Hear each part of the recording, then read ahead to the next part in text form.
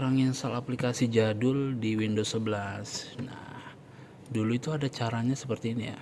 Klik kanan, properties, klik kanan, show more option, baru ke troubleshoot compatibility. Nanti dipilihkan, tapi sekarang kan udah nggak bisa kan, harus online gitu.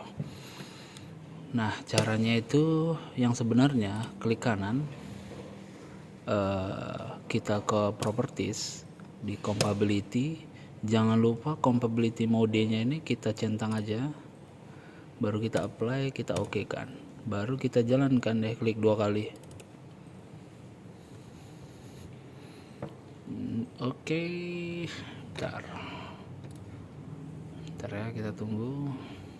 Nah, akhirnya bisa kita install aplikasi yang lama ini. Gitu aja tutorial dari aku, semoga membantu.